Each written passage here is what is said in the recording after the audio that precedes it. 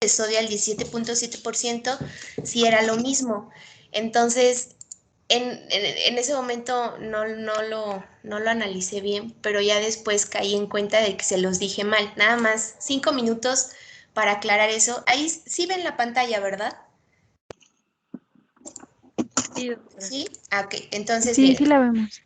Entonces habíamos quedado, si solo vamos a usar las ámpulas al 17.7%, entonces estas sabemos que cada ámpula tiene 10 mililitros y esto nos va a aportar 30 milimoles o 1000 equivalentes de sodio. Hasta ahí vamos bien.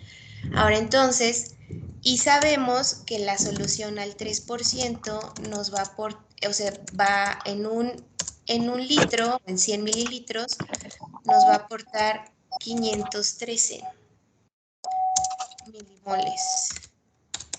Ahora, si recuerdan, o sea, que solo vamos a usar, como nada más vamos a usar las ampolletitas, tenemos que hacer de igual manera todo el cálculo. Vamos a seguir tomando el ejemplo de nuestro paciente con una natremia de 110 y un peso de 60 kilogramos. Entonces, sabíamos que al final esto nos daba 11, o sea que un litro de solución nos iba a elevar 11 mil equivalentes.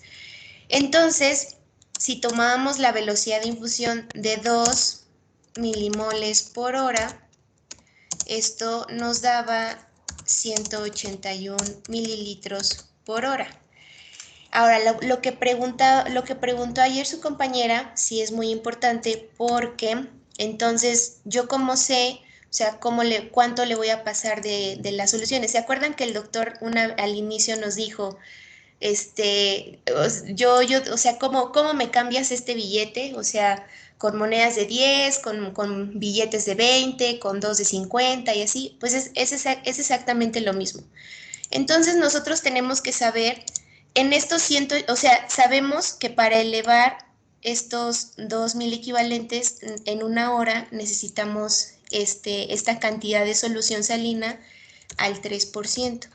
Ahora, en esos 181 mililitros, ¿cuántos mil equivalentes de sodio tenemos? Entonces solo hacemos una regla de 3, en donde pues multiplicamos, si en 513, en 1000 mililitros tenemos 513, entonces en 181, ¿cuántos vamos a tener? Y eso nos da 92.8, que era lo que esa vez nos explicaba el doctor.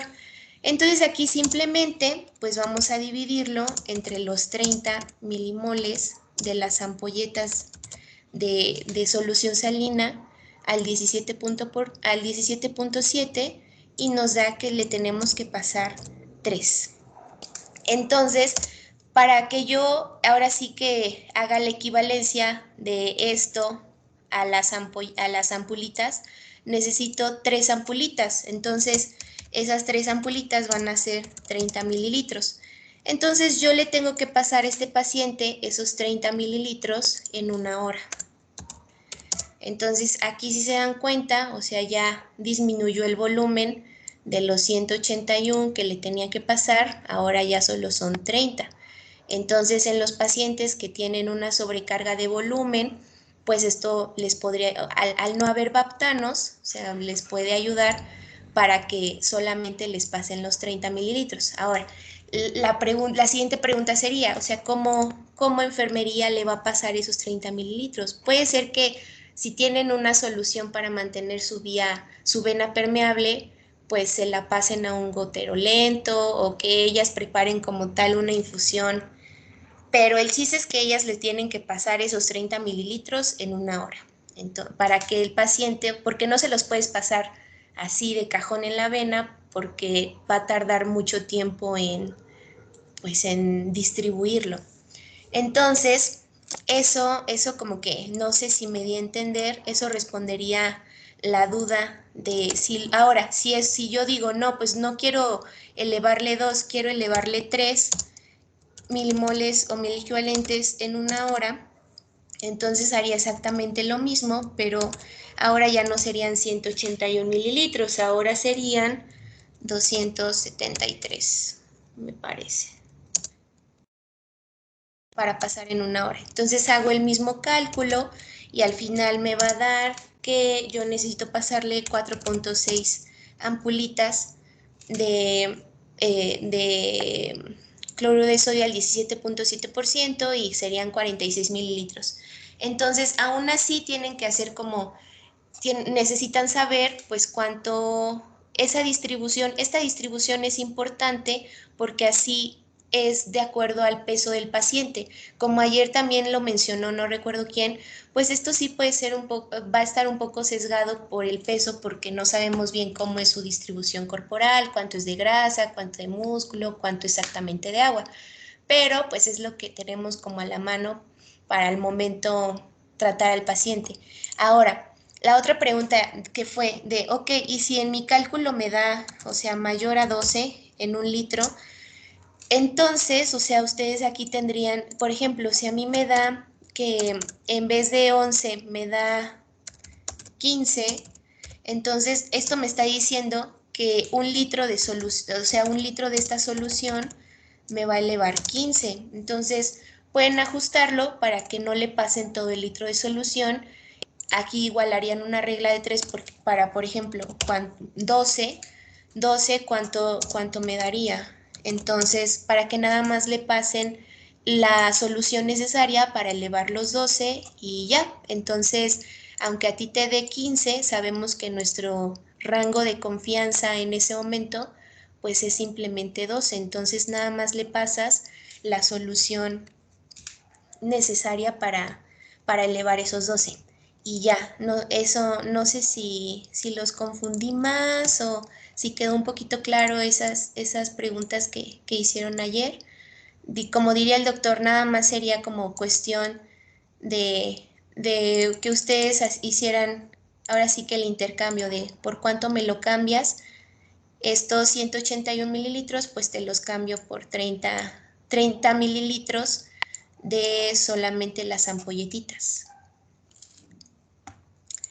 Si no hay dudas, pues entonces que sigan con lo de las hipernatremias. Ahí les pongo su presentación. ¿Me escucho bien? Sí. Perfecto. Bueno, vamos a continuar con respecto al cuadro clínico que podemos llegar a observar en hipernatremias. La hipernatremia, como sabemos, se va a dividir en agudas y crónicas y primero vamos a abordar las agudas. La aguda, por definición, va a ser el que se instaura en menor a 48 horas.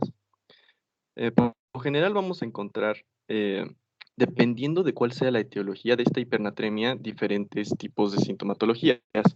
En muchos artículos se van a enfocar principalmente en los síntomas neurológicos, eh, pero también es importante recalcar que van a haber otros síntomas no neurológicos, como puede ser la sed intensa, ¿no?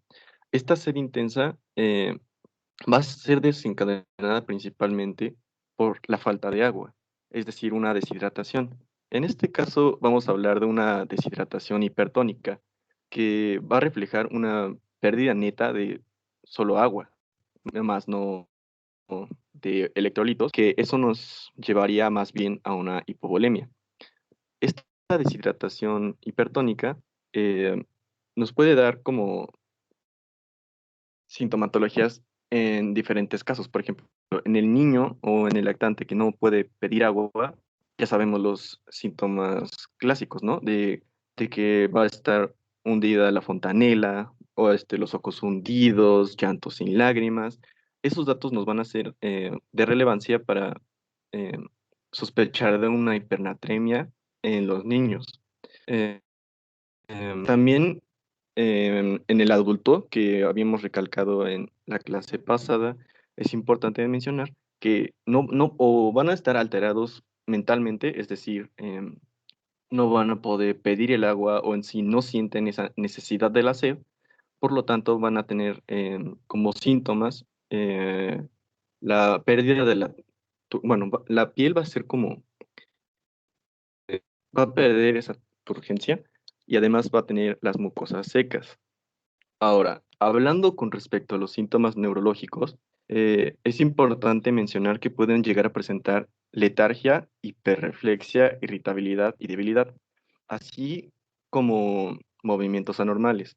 Y cuando ya llega a ser una elevación de la natremia por encima de los 158 mil equivalentes por litro, ya llegamos a presentar los síntomas severos, es decir, convulsiones o hasta llegar a coma.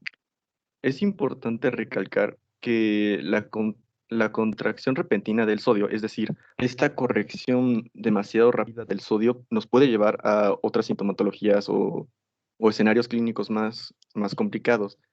Aquí menciono algunos que son la hemorragia parenquimatosa o subaracnoidea, el hematoma subdural o el síndrome de desmielinización osmótica, que en general va a ser más común en los niños por esa tasa de velocidad que hemos mencionado tantas veces, que en algunos artículos se menciona del 8 al 12 miliosmoles por litro, y en otros artículos se menciona del 10 al 12 miliosmoles por litro. Sin embargo, en los adultos, por lo general, no han habido estudios, por así decirlo, y el de los niños fue más bien como un estudio retrospectivo, y, y bueno, sin embargo, se toma como regla general que tanto en niños como adultos esta tasa no se debe superar, si no vamos a llegar a presentar estos escenarios. Como mencioné, es importante que reconozcamos si los síntomas van a ser propiamente dicha como primaria de la hipernatremia o si son de una causa que puede ser eh, aparte, para que no la vayamos a confundir. Y también como se mencionó anteriormente, en los casos intrahospitalarios, la mayoría de casos es iatrogénica.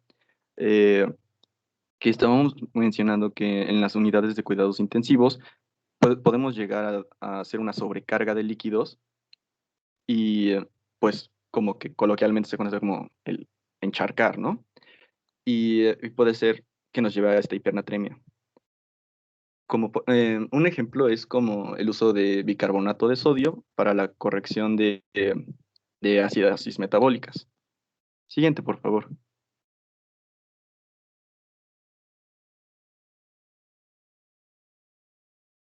Como les había mencionado, aquí tenemos a los casos más pues comunes, por así decirlo, que van a ser en los infantes. En los infantes vamos a presentar hipernea, debilidad muscular, llanto de alta frecuencia sin lágrimas, insomnio, letargia o hasta llegar al coma. Y en el adulto mayor vamos a tener menos síntomas eh, y que por lo general a partir de los 160 milimoles por litro sí van a presentarla. Primero va a ser una sed intensa, pero después simplemente ya no va a presentar esa sed. Y en el escenario intrahospitalario se puede presentar en cualquier rango de edad, es decir, cualquier paciente, y en algunos casos se pueden llegar a dar signos de hipovolemia. Como habíamos visto, la hipernatremia se clasifica en neovolémicas, hipovolémicas o en hipervolémicas. Y en dado caso que sea una hipernatremia hipovolémica, va pues claramente a demostrar signos de una hipovolemia, como puede ser la hipotensión ortostática, la taquicardia, la oliguria y pues las mucosas secas. Y en el caso de que sea una hipervolémica, ahí sí vamos a llegar a presentar un edema. Siguiente, por favor. Bueno, hemos mencionado muchas veces esto de la afectación neurológica debido a la hipernatremia. Entonces, en este esquema se demuestra cómo es la fisiopatología de todo este proceso. Tenemos en el lado izquierdo, donde dice normal brain, es decir, que solo es un cerebro normal. Y cuando encontremos un estado de hipertónico, es decir, la hipernatremia siempre va a ser hipertónico. Entonces, vamos a hacer que por la ósmosis perdamos agua del cerebro. Entonces, vamos a encontrar dos cosas, una adaptación rápida y una adaptación lenta, que en la siguiente diapositiva les explicaré un poco de eso porque es importante para esa corrección rápida o lenta. Entonces, esta adaptación rápida es más que nada por acumulación de electrolitos, así como la movilización de líquidos intersticiales o líquidos como por ejemplo ay, perdón, se me fue. líquido cefalorraquídeo. Y tenemos otra adaptación lenta que va a ocurrir en días después, donde vamos a tener una acumulación de osmolitos orgánicos que, que van a permitir esta regulación de la osmolaridad en el cerebro. Y entonces vamos a tener dos caminos. Cuando tenemos una corrección rápida de la hipernatremia crónica o cuando simplemente es una hipernatremia aguda y no la corregimos pues, rápidamente y simplemente se va a dirigir a una complicación que es el edema cerebral. Pero en dado caso que sí lo hayamos corregido correctamente, pues simplemente llega a su estado original. Siguiente, por favor. Bueno, esta diapositiva demuestra la importancia de los astrocitos y la barrera hematoencefálica. La interacción entre los vasos sanguíneos que van a irrigar al cerebro van a estar limitados por estos astrocitos, que a nivel de la barrera hematoencefálica van a expresar las acoaporinas 4. Estas acoaporinas 4 van a permitir el paso del agua, así como la presencia de algo que se menciona en unos artículos que es el tight junction, que esto nos permite regular el paso de los osmolitos orgánicos que van a balancear la adaptación lenta contra la hipernatremia. Siguiente, por favor. Como les mencionaba, tenemos una adaptación rápida y una adaptación lenta. La adaptación rápida, primero la contracción cerebral. El líquido cefalorraquídeo se va a mover hacia el líquido intersticial cerebral y va a compensar esta pérdida del agua por la ósmosis, así como una restitución de volumen en horas, es decir, antes de las 48 horas, por la entrada de electrolitos, como puede ser el sodio, el potasio o el cloro. Y vamos a tener por otro lado la adaptación lenta, que es una restitución completa. Es decir, es como si hubiéramos compensado correctamente, pero no. Corregimos en sí la pérdida de agua y la osmolaridad en el cerebro, pero sigue siendo afectada el líquido extracelular. Entonces, va a haber una acumulación intracelular de las partículas coloidosmóticas, como puede ser el glutamato, la taurina y el mioinositol. Y vamos a tener la expresión de estos receptores que son tau-T y la SMIT. La tau-T, pues, para la taurina y la SMIT para mioinositol. Y esto, pues, simplemente es para permitir la entrada de estas partículas coloidosmóticas. Siguiente, por favor. Entonces, en dado caso que hayamos superado la hipernatremia aguda, vamos a seguir a una hipernatremia crónica, es decir, que es después de las 48 horas. Entonces ya tenemos entendido que ya hubo una corrección tanto rápida como lenta. Entonces va a haber una persistencia de estas partículas coloidosmóticas. Por lo general van a ser asintomáticos. ¿Por qué? Porque ya se compensó. Y en infantes, sin embargo, puede llegar a un edema cerebral. Siguiente, por favor. En esta tablita, que está en un artículo del New England, y es como un resumen bastante adecuado de todo lo que hemos mencionado con respecto a la evolución de la hipernatremia. Cuando es en minutos o horas, en 1 o 2 días, o que literal no se sabe, o simplemente es mayor a 2 días. Entonces, en la segunda columna dice Related Behavior or Condition, que es como, pues, cuál pudo haber sido la etiología o la condicionante de esta patología. Cuando puede ser en minutos o en horas, la común, por así decirlo, es una intoxicación por sales. Sin embargo, también puede haber otros casos como el uso las soluciones hipertónicas salinas o errores en la diálisis. Pues como dijimos que en los casos intrahospitalarios, el uso de soluciones excesivas pues nos puede llevar a estos casos. Y bueno, en la tercera columna tenemos a la sintomatología en sí. Y bueno, ahorita después vamos a abordar esto de el tratamiento inicial. Siguiente, por favor. Bueno, entonces esto es como un mini resumen de lo que les había comentado. Si corregimos el sodio en una hipernatremia aguda, bueno, perdón. Si la instauración de la hipernatremia es rápida o si hacemos una corrección rápida de una hipernatremia crónica, va a haber un incremento rápido del sodio plasmático y eso nos va a llevar a la desmielinización osmótica. Siguiente, por favor. Eso fue como el cuadro clínico que podemos llegar a esperar del paciente hipernatrémico. Ahora vamos a hablar más a fondo acerca de qué es la diabetes insípida. La diabetes insípida vamos a clasificarla en dos.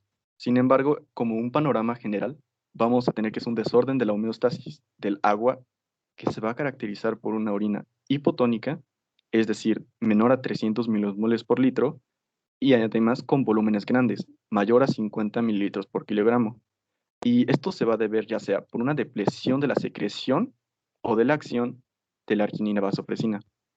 En el lado derecho tenemos un mini esquema que nos va a explicar un poco de esta clasificación que tenemos tanto diabetes insípida central o neurogénica, o por el otro lado, una diabetes insípida nefrogénica.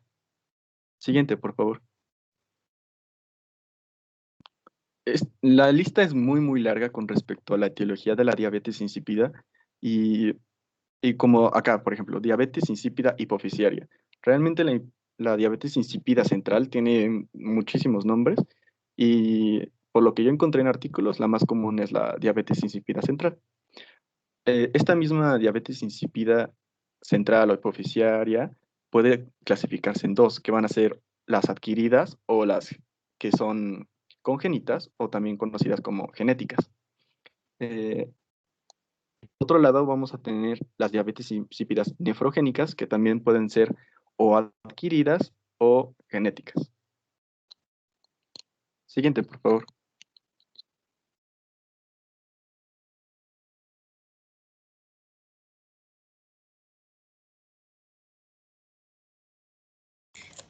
Ay, perdón, aquí lo más importante de que sepan diferenciar, o sea, que en una diabetes insípida central, la característica es que hay deficiencia o sea, de la hormona antidiurética. Entonces, en la diabetes insípida central no hay hormona antidiurética. Y en la diabetes insípida nefrogénica, lo que va a pasar es que hay una resistencia a la hormona antidiurética, ya sea porque hay mutaciones en los receptores o como tal, más que nada hay alteraciones a nivel del receptor. O sea, sí, en la nefrogénica sí hay hormona, pero no puede interactuar, no puede hacer su función. Así como pasa en la resistencia a la insulina, o sea que no hay una manera en la que la insulina pueda hacer su función, así en la diabetes insípida. Entonces, nada más para que quede claro, en la central hay una deficiencia de ADH y en la nefrogénica o en la nefrógena hay una resistencia a la ADH. Entonces, nada más eso. Si quieres, continúa. Espérame, déjame. No sé cómo apagar el micrófono, entonces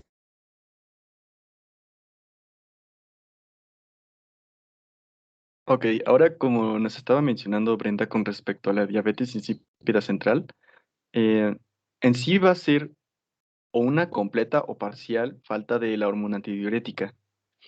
Esto, bueno, lo hablaremos también más adelante, pero por mencionar algunos datos importantes, para tener una sospecha de esta diabetes insípida central, vamos a tener como tres datos, que va a ser la poliuria, la polidipsia y la nicturia. Eh, la presentación de la poliuria normalmente se va a dar cuando el 90% de las neuronas vasopresinérgicas, que van a ser las neuronas magnocelulares a nivel del núcleo paraventricular y supraóptico. Y lo más común es que lo encontremos en pacientes que tuvieron una cirugía en las primeras 24 horas. Esto lo vamos a hablar ahorita. Siguiente, por favor. Como les estaba mencionando, el 30 al 50% puede llegar a ser idiopática, es decir, que no se sabe. Sin embargo, en algunos artículos se menciona que tiene alguna asociación con procesos autoinmunes, pero sigue en estudios y bueno, es mejor, por lo tanto, dejarlo en idiopáticas.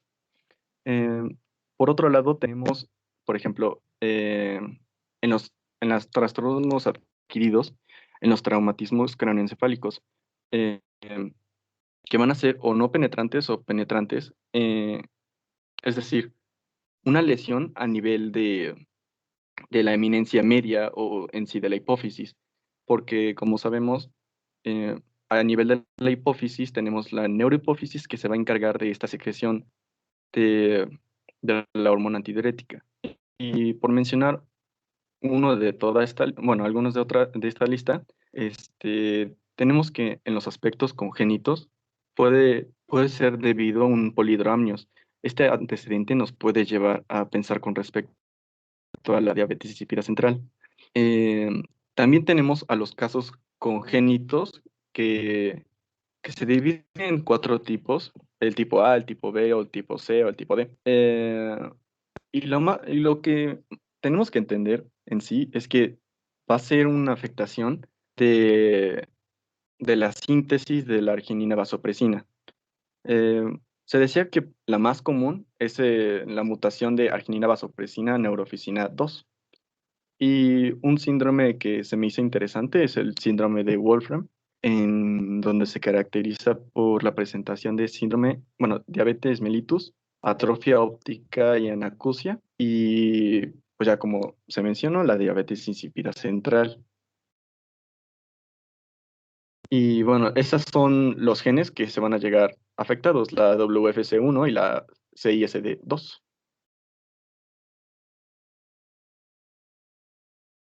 Ahora hablamos de la diabetes insípida renal o nefrónica. En sí, por definición, va a ser una falla renal para concentrar la orina. Y esto se va a dar debido a una resistencia hacia la vasopresina, que como vimos también en las hiponatremias, a nivel renal, en las células principales, es donde va a surgir esta integración de las acuaporinas, así como la presentación de los receptores de arginina vasopresina en la membrana vasolateral. Los síntomas más comunes van a ser la nicturia, la poliuria, que normalmente puede ser mayor a 12 litros por día, y polidipsia, recordando que la poliuria, por definición, va a ser mayor a 3 litros por día. También la etiología, que puede ser congénita o adquirida. Y usualmente los casos congénitos se van a manifestar en los primeros meses de vida. Algunas causas comunes que se pueden dar es la nefrotoxicidad por litio, que, bueno, sabemos que el tratamiento de litio se utiliza en casos, por ejemplo, en trastornos psiquiátricos, ¿no? El trastorno esquizoafectivo, la depresión. Es decir, que su uso es crónico y cuando es mayor a 18 años ya tiene un efecto irreversible sobre bueno, sobre la diabetes insípida renal. También es común encontrar que la hipercalcemia, cuando es arriba de 11 miligramos por decilitro, va a inducir a esta diabetes insípida renal, así como otros casos como la hipocalemia o la malnutrición. Siguiente, por favor. Aquí nada más, sí, como bien lo mencionaste, de los fármacos que más afectan es el litio, también aquí la hipercalcemia, la hipocalemia, la malnutrición, y en los que son genéticos es la mutación del receptor de la aquaporina 2 o como tal, estos. O sea, estos son el problema que va a haber cuando es genético. Entonces, nada más. Si quieres, sigue. Sí. Bueno, en la imagen del lado izquierdo es simplemente cómo se va a dar la integración de las acuaporinas a nivel de la membrana apical de las células principales. Tenemos que primero va a llegar la arginina vasopresina y va a interactuar con su receptor, que algunos la conocen como B2. Y bueno, con toda esa señalización intracelular va a llevar a que se active la GSK3, que esta proteína nos ayuda a que simplemente se integre la coaporina 2, así como la UTA1, que es el transportador de la urea. Entonces, del lado derecho tenemos pues las causas más comunes que podemos llegar a mencionar en una diabetes insípida nefrogénica, que es la hipercalcémica, la hipocalémica o la toxicidad por litio. Se dice que el litio va a entrar a la célula principal a través de estos canales ENaC. Eh, entonces, bueno, se dice que el ENaC es muy permeable hacia el litio y este litio va a interactuar a nivel de esta proteína que es la GSK3 y así va a impedir la integración tanto de la coaporina 2 como de la UTA1. De igual manera, la hipercalcemia que va a entrar a partir de la CASR, pues nos va a llevar a este impedimento también. En, en muchos casos solamente se menciona como, bueno, se dice que no está tan definido el mecanismo, pero en general se engloba como un mecanismo de citotoxicidad. Eh, Hablando de un caso especial, que es la hipernatremia hipodípsica o adípsica, o también antes se le conocía como la hipernatremia esencial. En general es la ausencia de sed o simplemente que es inadecuada. Este paciente simplemente no va a sentir la sed y no va a tomar agua. Entonces se puede deber a la destrucción o agenesia de los receptores, eh, bueno, osmoreceptores hipofisiarios, ya sea total o parcial, que debemos de diferente, bueno, algunos lo consideran como parte de las diabetes insípidas centrales. Sin embargo, en otros lados lo consideran como, porque no es en sí una afectación de la secreción de la arginina vasopresina, sino de censar estos cambios de la osmolalidad. Es común que se presenten hemorragias subaracnoideas por la aneurisma de la arteria comunicante anterior. ¿Y por qué es esto? Es porque la arteria comunicante anterior va a dar ramas penetrantes hacia la, hacia el hipotálamo, perdón, donde vamos a encontrar a los osmoreceptores centrales. También en otros casos de una cirugía de craneofaringoma, tumores supracelares, neurosarcoidosis o encefalitis por citomegalovirus.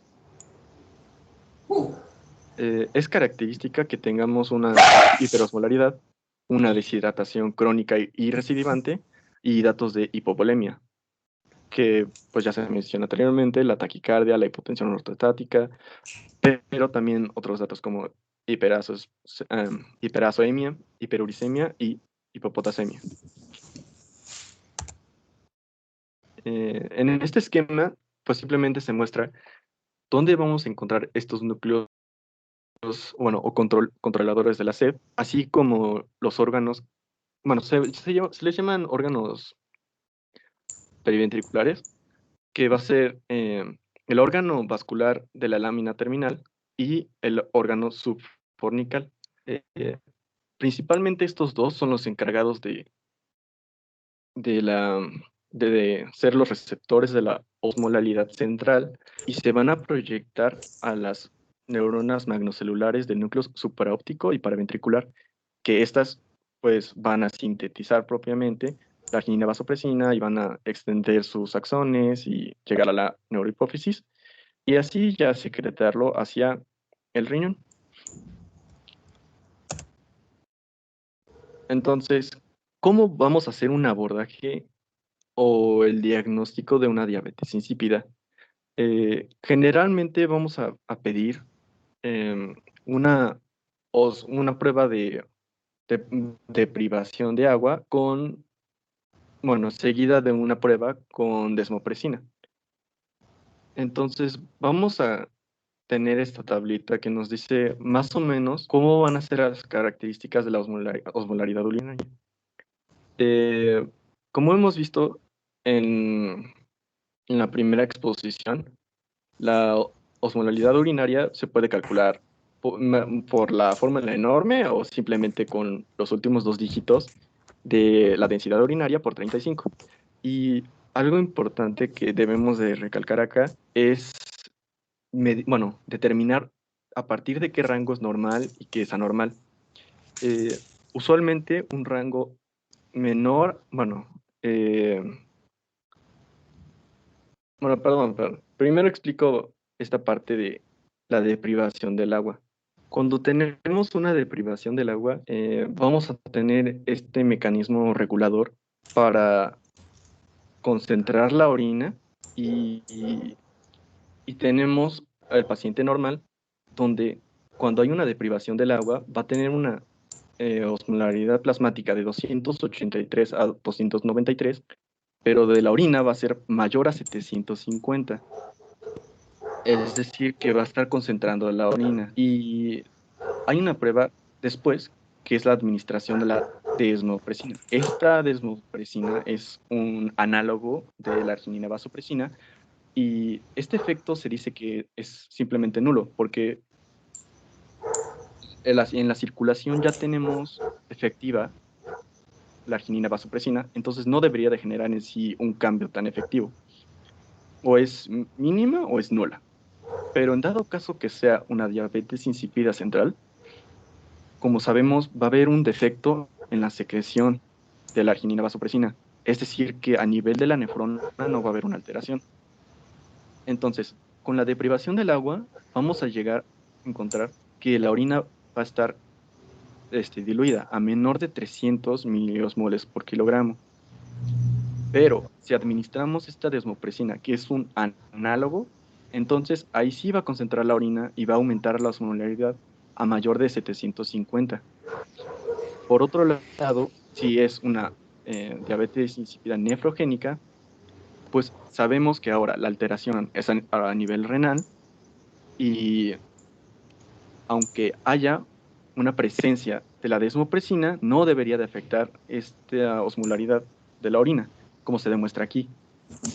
Por general es menor a 300 y tras la administración sigue siendo menor a 300, es decir, no demuestra ningún efecto de esta desmopresina administrada. En casos extraños, en casos más infrecuentes pueden haber una diabetes insípida parcial o simplemente una causa de polidipsia primaria. En estos casos, la orina va a estar en un rango intermedio, entre los 300 y los 750 miliosmoles por kilogramo. Y tras la administración de arginina vasopresina, sí va a va a disminuir la concentración a menor de 750. Ok. Entonces aquí, básicamente, o sea, con lo que deben de entender es, o sea, lo que les acaba de explicar, por qué existen estas variaciones. Entonces, o sea, aquí ya sabemos que la densidad urinaria puede variar mucho dependiendo de la ingesta de agua del paciente, etcétera, etcétera.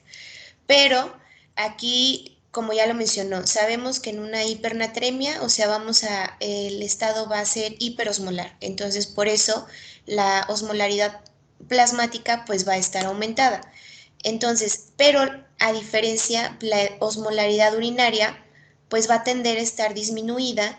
¿Por qué? Porque, o sea, no estamos eliminando mucha agua. Entonces, ¿por qué? Porque no tenemos acción de la hormona antidiurética. Entonces, el poco soluto que estamos eliminando se está diluyendo. Entonces, por ello que la osmolaridad urinaria va a estar baja. Ahora, si es central, o sea, ya sabemos que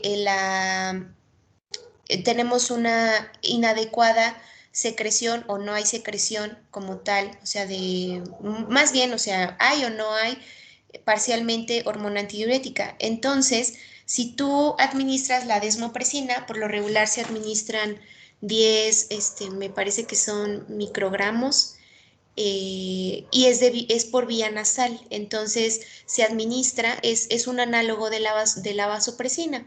Entonces, lo administras y posteriormente a eso mides nuevamente la osmolaridad urinaria, o sea, le pides otra vez un ego, mides la osmolaridad urinaria y si esta osmolaridad urinaria aumentó, entonces quiere decir, lo que te da a entender es que, ok, entonces a mi paciente le hacía falta hormona antidiurética para poder concentrar la orina, o sea, para poder como tal reabsorber el agua y ya no se esté diluyendo tanto.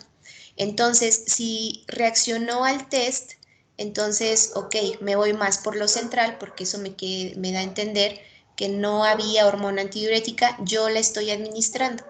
Ahora, si es de tipo nefrogénica, aunque yo le administre la vasopresina, ya quedamos que el problema está a nivel de la célula, a nivel de los receptores o a nivel como tal de la función del receptor o las acuaporinas, en este caso la acuaporina 2 o lo que nos acaba de mencionar cuando hay una interacción farmacológica o interacción con otros electrolitos como el calcio y el potasio. Entonces, aunque yo le administre 2, 3 veces más vasopresina, esto no va a responder. ¿Por qué? Porque el problema no es que no haya vasopresina, sino que no hay manera de que ésta haga su función. Entonces, así es como se diferencia así es como haces el diagnóstico diferencial entre una central y una nefrogénica. Si responde al test, entonces es central. Si no responde, es nefrogénica. Y eso, o sea, aquí es importante que sepan, pues, por qué estos valores. No sé si ahí tengan alguna duda.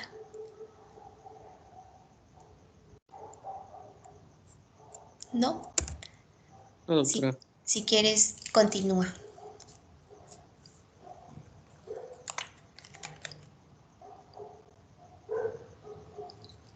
Bueno, continuando, ahora vamos a ir con respecto al abordaje de una hipernatremia. Lo primero que debemos de calcular es el déficit de agua. El cálculo del déficit de agua se puede realizar mediante. Yo vi que habían varias fórmulas, pero realmente la más utilizada es esta, la que está resaltada como en un recuadro rojo, eh, que va a ser el agua total corporal previa o en el momento del cálculo multiplicado por el sodio sérico actual sobre el deseado. Y a todo eso se le resta 1. Entonces, ¿cómo vamos a calcular este agua corporal total? Como se vio en la primera exposición, vamos a determinar que el 60% bueno, hay casos especiales, del cuerpo está conformado por agua. Entonces, en dado caso que sea un niño, vamos a multiplicar por 0.6, es decir, como el 60% por el peso. En hombres, por 0.6, en mujeres, por 0.5, en un hombre anciano ya disminuye, entonces va a ser por 0.5 y en una mujer anciana por 0.45. Sin embargo, en muchos artículos se menciona que solo es una estimación y en dados casos, por ejemplo, que sea con sobrepeso o con una obesidad, sabemos que el tejido graso no va a tener un contenido alto en agua y por lo tanto nos va a sobreestimar esta déficit de agua.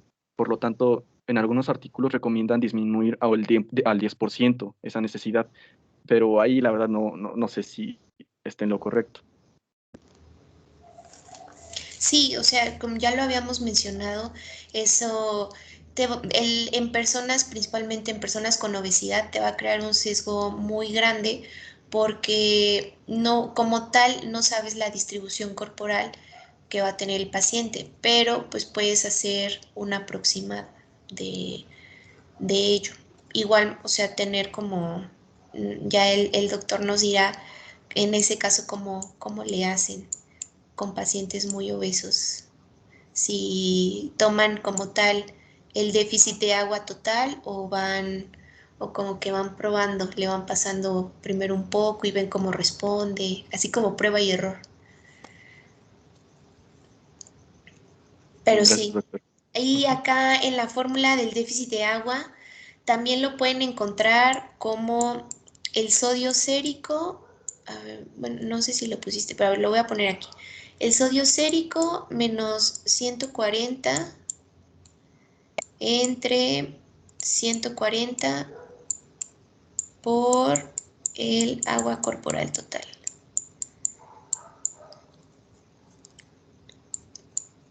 Pero, o sea, creo que la fórmula que utilicen les va a dar el valor aproximado, o sea, no tienen un rango tan diferente entre ellas.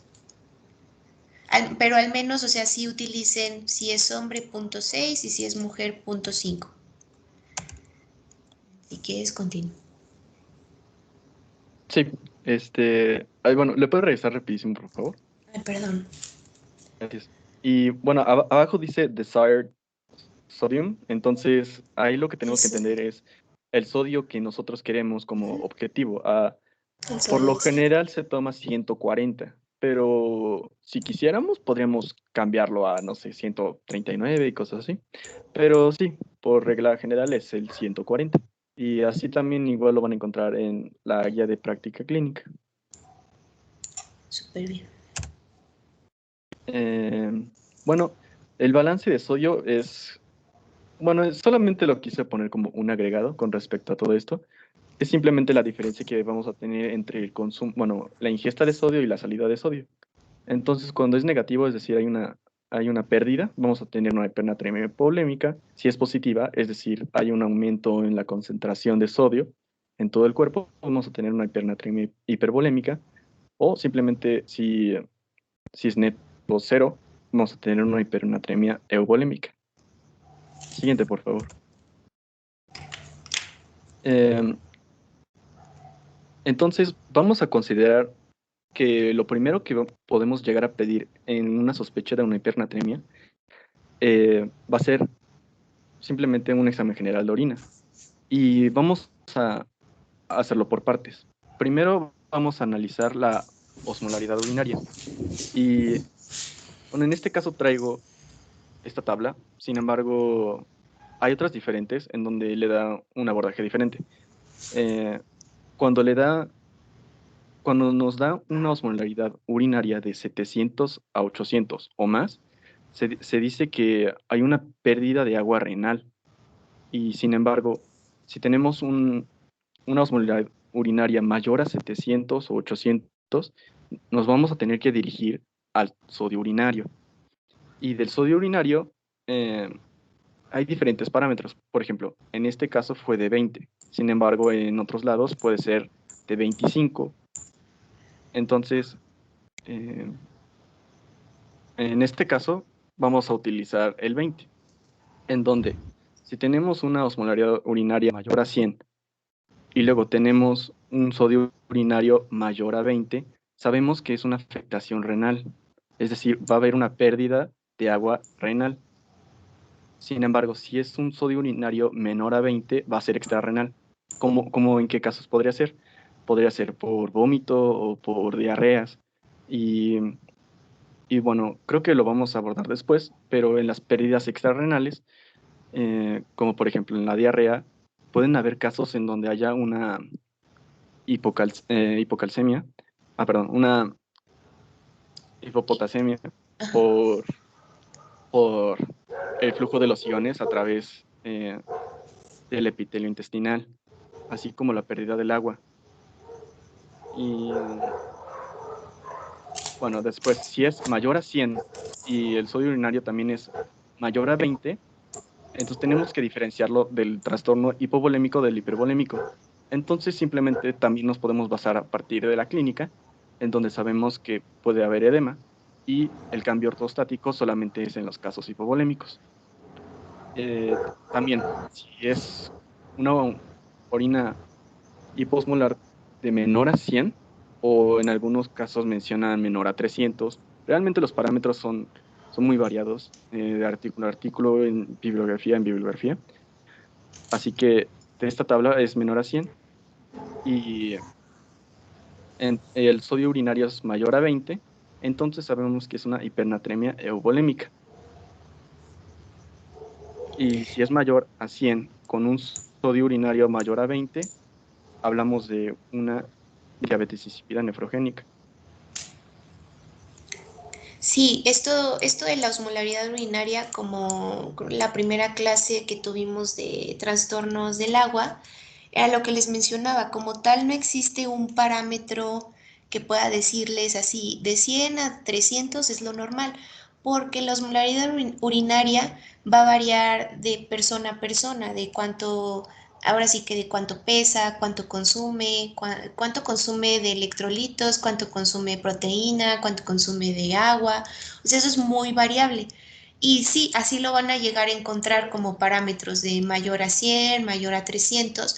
Por eso es para que ustedes tengan una idea de lo que está pasando en ese paciente como tal. Entonces, por eso es que van a ser tan variados. Y aquí lo único que te dice el sodio urinario es, si estoy excretando mucho sodio urinario, es porque mi riñón no lo está reabsorbiendo de manera adecuada.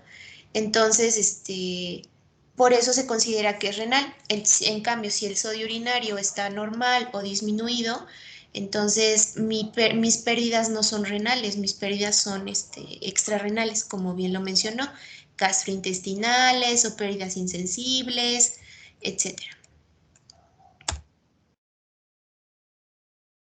Y aquí viene como otra vez el resumen de las pérdidas, de cómo, pues de cada causa.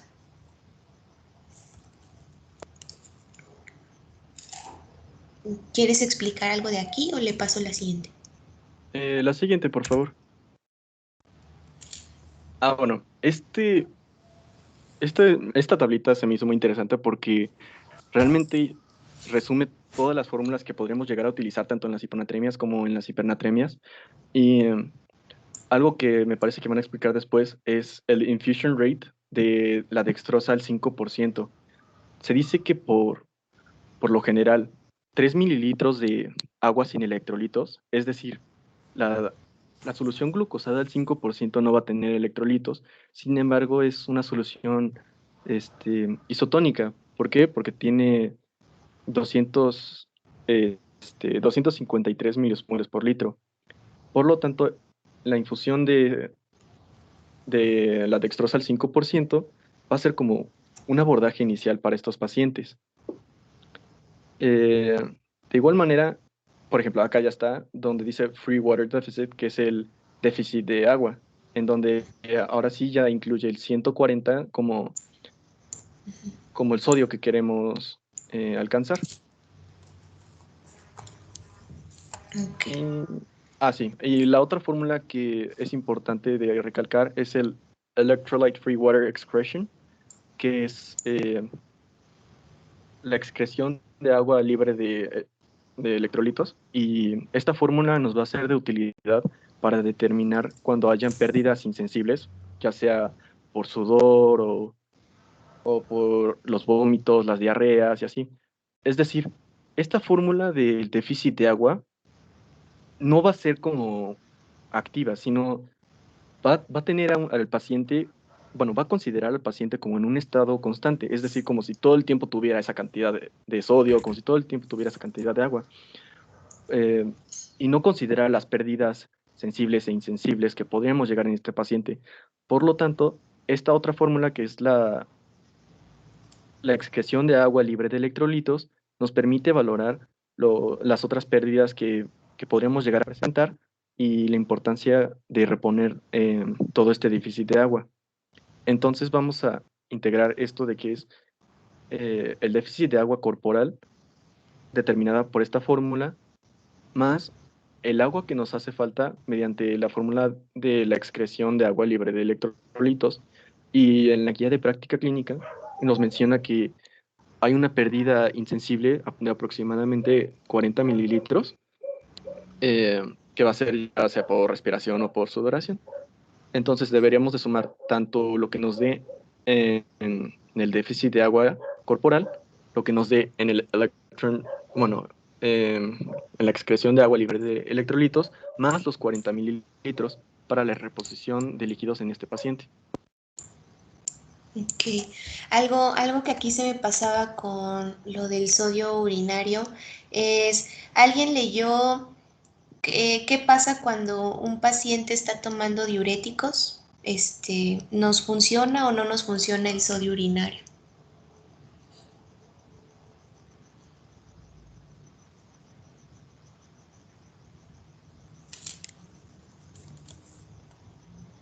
Mm. Bueno, cuando un paciente toma diuréticos, el sodio urinario se va a ver muy sesgado, precisamente por el uso de los diuréticos. Ya sabemos que va a haber diuréticos como los tiacídicos que nos van a hacer eliminar mucho sodio, o también los ahorradores de potasio nos pueden hacer eliminar mucho sodio. Entonces, cuando un paciente toma diuréticos, el sodio urinario no es el mejor parámetro para guiarnos. Entonces, bueno, ya sé que no siempre va a estar disponible, pero pueden medir ácido úrico urinario y también urea urinaria.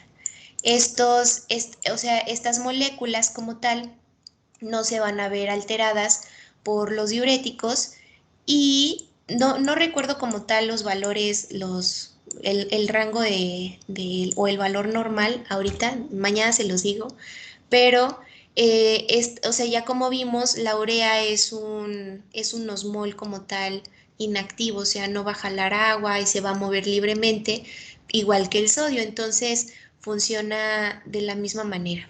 Entonces, eso es como dato general. Si un día no tiene la posibilidad de pedir electrolitos urinarios y el paciente toma diuréticos, pues no se guíen por el sodio, se pueden guiar por el ácido úrico o la urea urinaria.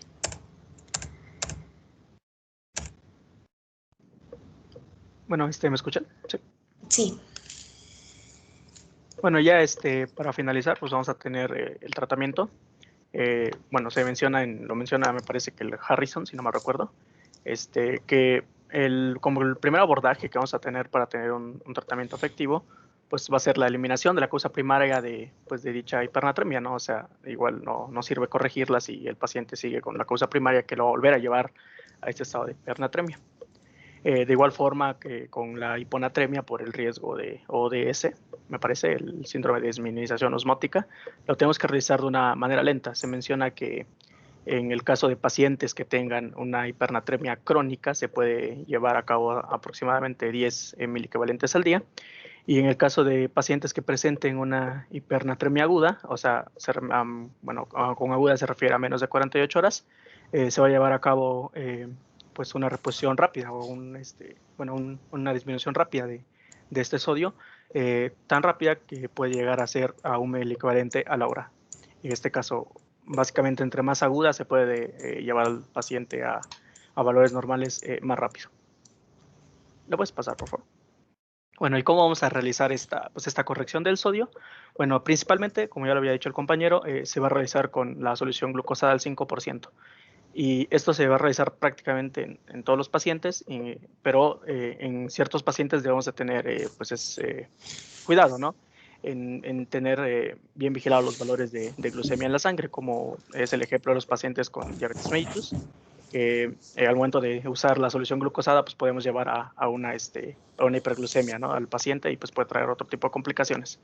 En el caso de que el paciente se encuentre muy grave por esta hipernatremia, también podemos ya usar soluciones isotónicas. Se menciona que se puede utilizar la 0.9%, pero que la más común entre las soluciones, aparte de la glucosada, también es una solución salina al 0.45%. Esa es como que la indicada en los pacientes en los cuales la solución glucosada pues nos va a traer más complicaciones. ¿La puedes pasar por otra? Bueno, para calcular el déficit de agua, o sea, para lo de las soluciones, vamos a utilizar estas fórmulas.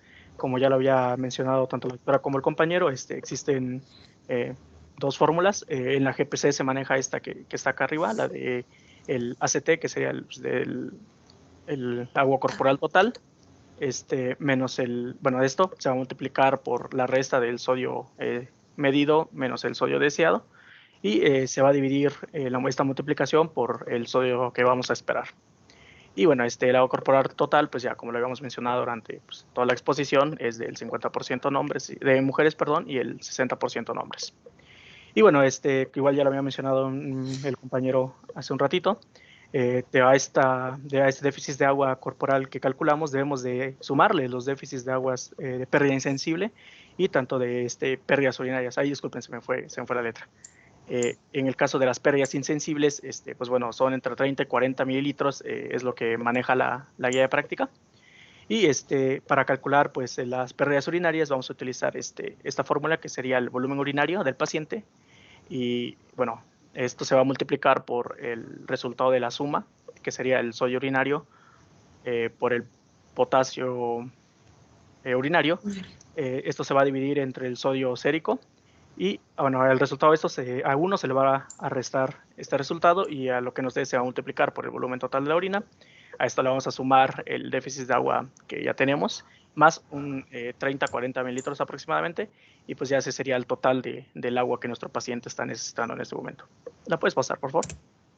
Y bueno, aquí saqué el algoritmo. El algoritmo de la guía de práctica clínica, y nos dice que bueno, en el tratamiento para hipernatremias con un sodio mayor de arriba de 145 mililitros, vamos a tener pues dos posibles caminos, ¿no? Dos posibles formas de proceder.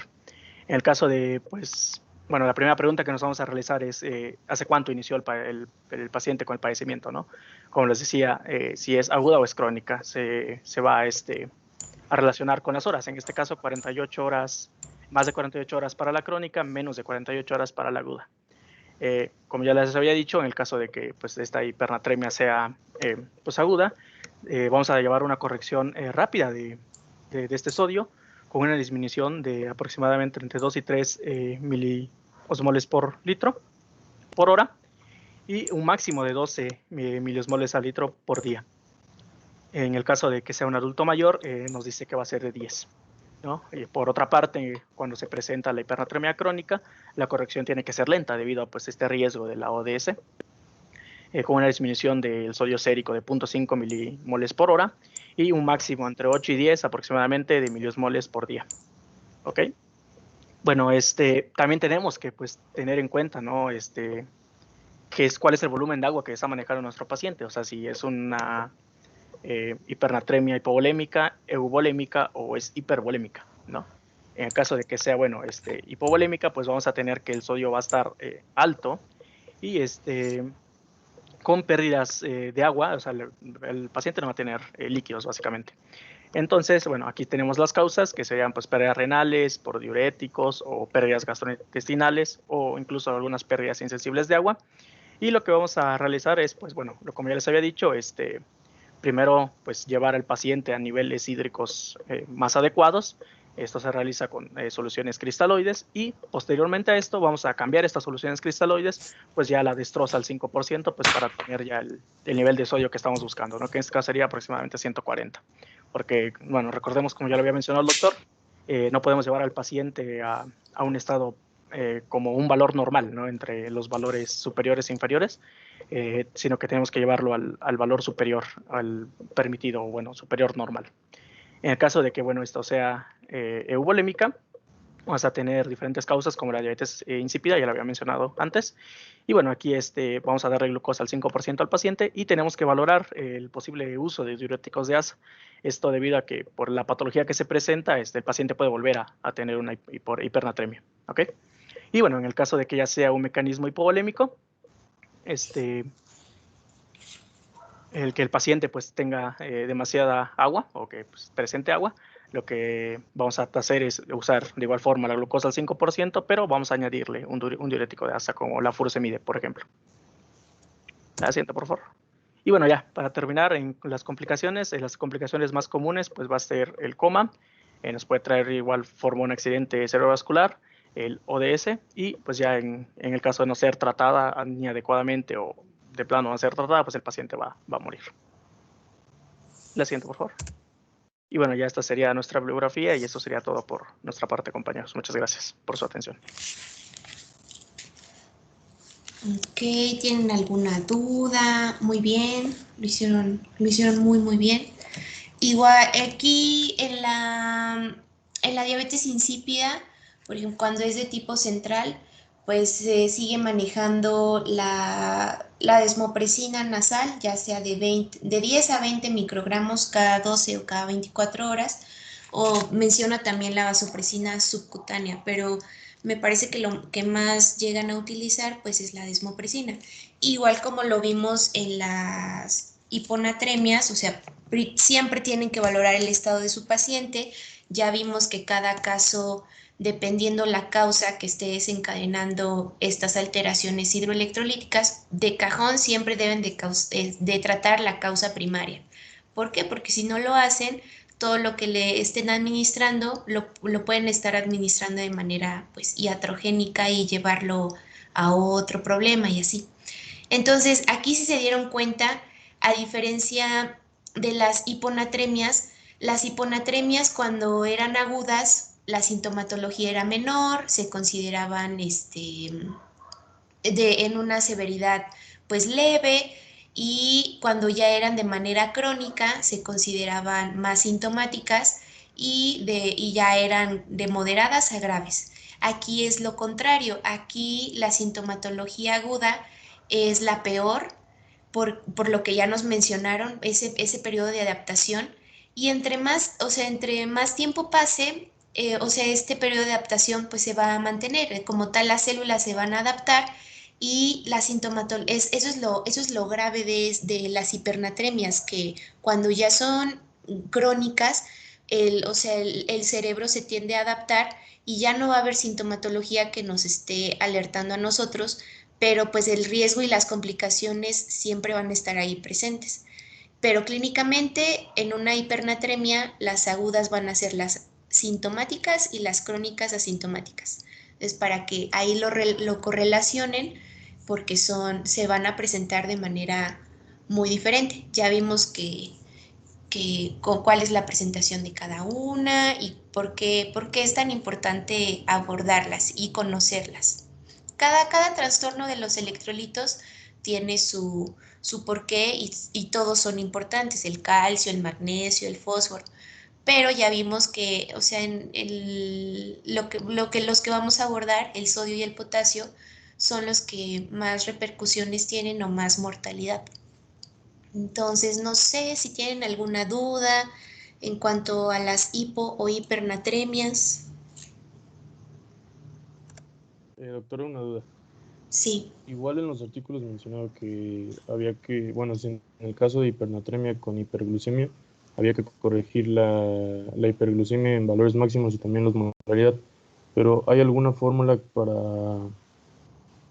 para ir sabiendo cómo corregir la hiperglucemia o qué tanto? O sea, porque decía que máximo 50 a 75 miligramos por decilitro por hora. Ok, eso no estoy muy segura, no lo recuerdo ahorita, pero lo podemos checar y lo mencionamos mañana al inicio de la clase. Yo me imagino, o sea, si por ejemplo el paciente viene en un estado hiperosmolar, hiperglicémico, ya sabemos que lo primero que tenemos que administrar pues son soluciones y e insulina. Entonces, bueno, las soluciones y ya después, como tal, su insulina. Pero, como tal, el rango de a cuánto lo debes de llevar en el estado hiperglicémico, no lo recuerdo. Pero lo checo y mañana les digo.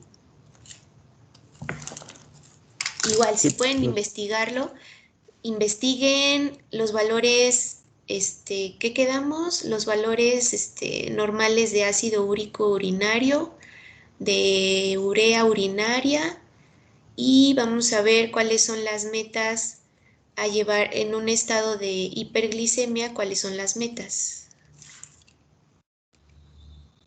O sea, de eso sí mencionaba en el artículo que de 50 a A 75. 75. Ajá. Pero tú mencionas, o sea, que una fórmula como tal que te diga Como en cuánto cuanto pasarle, de o sea, cuánto solución. ponerle insulina. Ah, Ajá, ok, o sea, ok, igual, ok. bueno, según por lo que entendí es para que no disminuya o sea, porque como vamos a, no sé, se va a perder la hiperglucemia, Sí, sí. pues va a disminuir la osmolaridad y puede que el sodio vuelva a salir hacia el líquido extracelular y aumenta la hipernatremia, ¿no? Ah, ok, ya te entendí.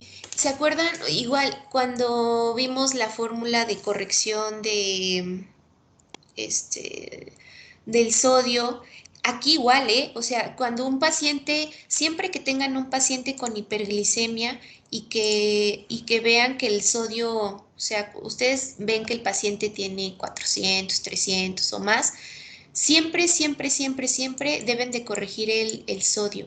Entonces, ya habíamos visto la fórmula. A ver, déjenme regresarme.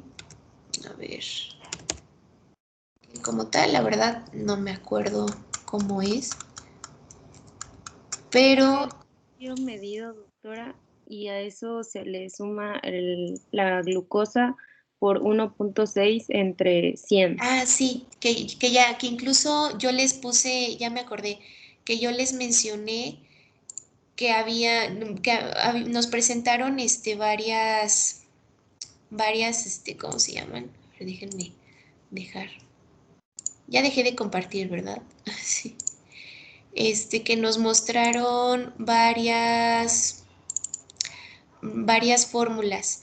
Ya, sí, siempre que tengan un paciente con hiperglicemia, deben de corregirle el sodio, siempre, porque ya sea que el estado de hiperosmolar, o sea, su estado hiperosmolar, ya vimos que puede ser una pseudo hiponatremia o puede ser que puede llegar a tener hipernatremia, o sea, es menos común, pero pues aún así tienen siempre que corregir el sodio porque pues eso va a ser la pauta. Más que nada porque ya vimos que nunca va a ser confiable si tiene la razón por la cual no va a ser confiable. Entonces, a ver, déjenme, ay, es que entre tantas fórmulas, aquí está.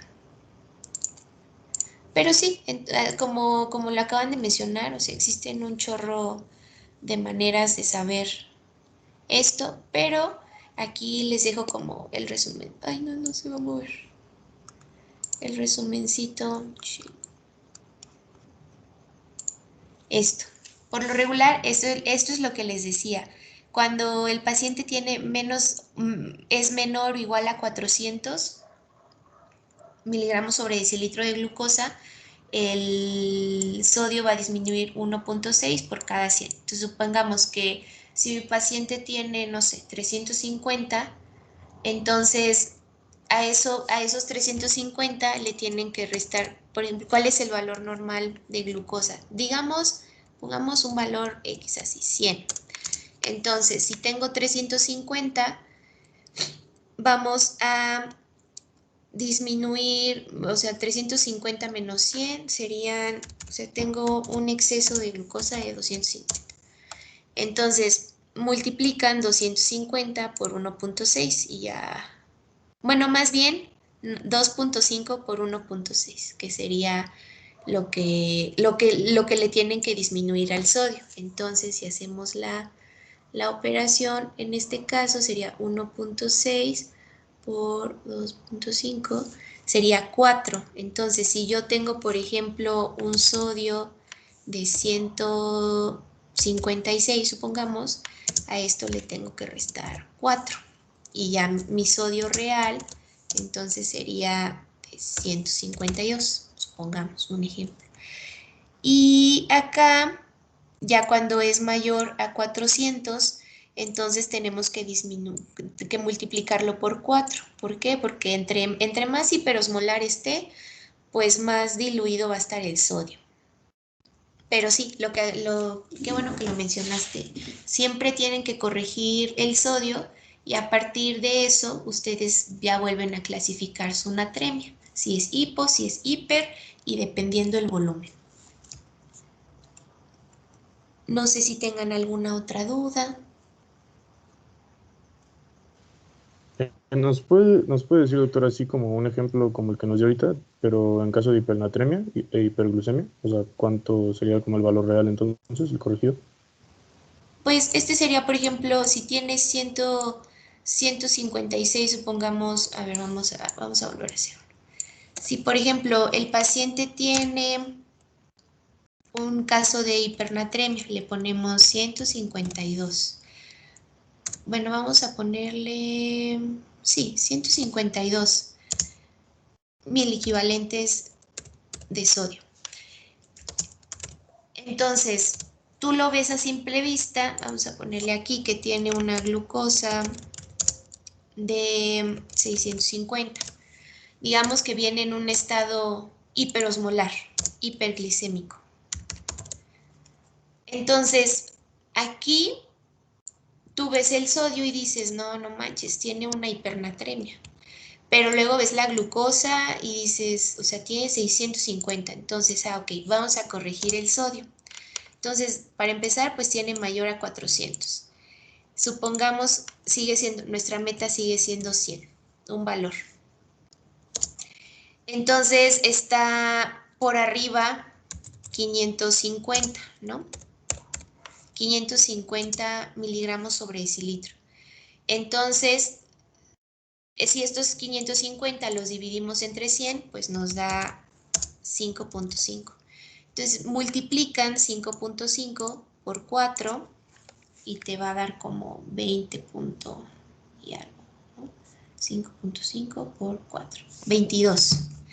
Entonces, a este sodio sérico que tienes le vas a restar 22 y tu sodio real viene siendo 132. Entonces, se fijan, por ejemplo, en este caso, nosotros creíamos que el paciente tenía una hipernatremia, pero realmente tiene una hiponatremia.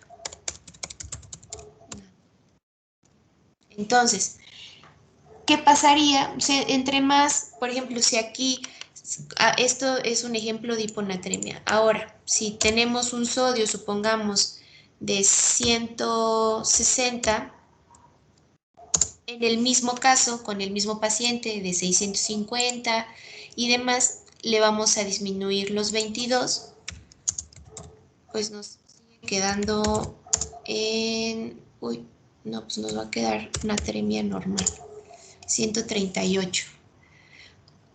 Es que en un estado de hiperglucemia sí es más complicado que lleguen a encontrar una hipernatremia, pero pues la pueden llegar a encontrar. Aún así, siempre tienen que corregir su sodio de esta manera. Igual, si ustedes no se llegan a acordar de la fórmula en ese momento, pues sacan su aplicación, buscan como corrección de sodio y lo calculan rápidamente. Pero lo importante de ver las fórmulas, que las conozcan, pues es que, existe una fórmula para corregir el sodio, entonces la buscas, lo corriges y listo.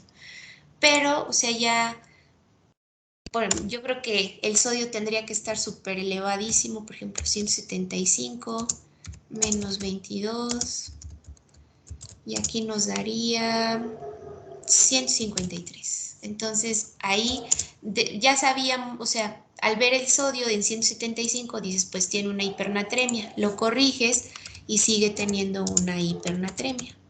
Entonces, todo, para llegar a esto, pues simplemente corrijan el sodio para saber bien qué natremia tienen.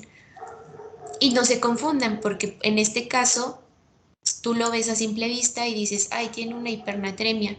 Y quizás tú se le empiezas a corregir, pero sorpresa, realmente tiene una hiponatremia y lo estás bajando todavía más. Entonces, sí, siempre que tengan un paciente con hiperglicemia, corrijan el sodio, siempre. ¿Alguna otra duda?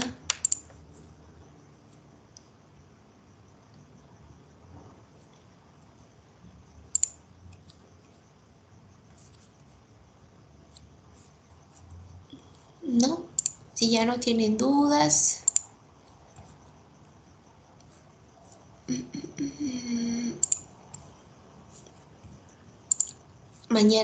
Mañana, pues súper bien. Entonces mañana nos vemos para seguir ahora con los trastornos del potasio. Vamos a tratar de darnos prisa para que ya no nos sigamos atrasando tanto.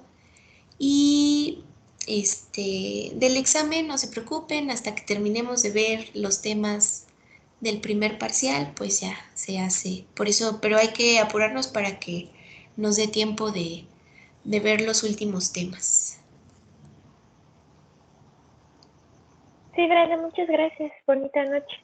Igualmente, descansen. Ya nos abandonó el doctor. Gracias, hasta mañana. Gracias, doctora. Adiós. Gracias. Gracias, doctora. Igual, mañana les Gracias. nada más les aviso mañana. Le pregunto al doctor si quieren que nos conectemos antes o a las 10. Pero les aviso por WhatsApp. Entonces ya. Gracias. Descansen, bye. Gracias.